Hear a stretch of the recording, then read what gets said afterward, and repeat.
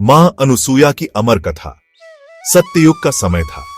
दंडकारण्य के घने वनों में एक महान तपस्विनी निवास करती थीं, मां अनुसूया। उनका जीवन तप, सेवा और ममता का प्रतीक था। वे ऋषि अत्रि की पत्नी थीं, लेकिन उनकी पहचान एक साधारण पत्नी से कहीं अधिक थी। वे मातृत्व की मूर्ति थीं। अनुसूया का आश्रम वन के मध्य स्थित था, जहां वे तपस्या करती और आने वाले अतिथियों की सेवा करती। उनके आश्रम में कोई भी भूखा नहीं लौटता था। एक दिन एक वृद्ध साधु आश्रम में आए। साधु बोला, मां अनुसूया, मैं भूखा हूं, क्या कुछ अन्न मिलेगा? अनुसूया मुस्कुराते हुए बोली, बिल्कुल स्वामी, आपके लिए अन्न और जल सदा उपलब्ध है। अनुसूया ने साधु को भोजन कराया और उन्हें विश्राम करने के लिए स्थान दिया। साधु ने आशीर्वाद देते हुए कहा, मां, तुम्हारी सेवा से मैं अत्यंत प्रसन्न हूं। तुम्हारा नाम तीनों लोकों में प्रसिद्ध होगा।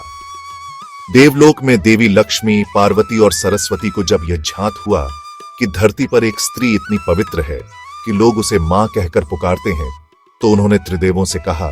देवी पार्वती बोली, यदि वह सचमुच इतनी महान है तो उसकी परीक्षा लो। देवी लक्ष्मी बोली, हमें जानना चाहिए कि क्या उसकी पतिव्रता, धर्म और ममता सच में इतनी गहन है।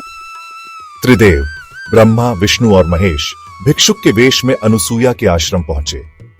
रात्रि का समय था। त्रिदेव साधु वेश में अनुसूया के द्वार पर आए। ब्रह्मा साधु रूप में बोले, हे देवी, हमें भिक्षा चाहिए, लेकिन एक शर्त के साथ। अनुसूया विनम्रता से बोली, कहिए स्वामी, तपस्विनी की झोली में जो होगा वह आपका है। महादेव ने अनुसूया से कहा, हमें भिक्षा तभी दी जाए जब तुम बिना वस्त्र के हमारे सामने आओ।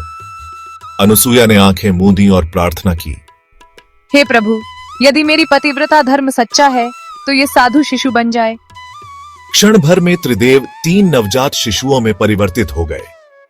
अनुसूया ने तीनों शिशुओं को गोद में लिया, उन्हें दूध पिलाया और झूला झुलाया।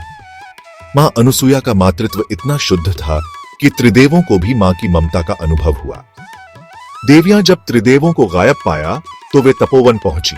देवी सरस्वती बोली, हे मां अनुसूया, कृपा करें, त्रिदेवों को मुक्त करें। हमने आपकी शक्ति को समझने में भूल की। अनुसूया ने मुस्कुराकर शिशुओं को त्रिदेवों के असली स्वरूप में बदल दिया। त्रिदेव अनुसूया से प्रसन्न होकर बोले। विष्णु बोले, हे मां अनुसूया, आज से तुम हमारे लिए भी मां हो, कोई वर मांगो।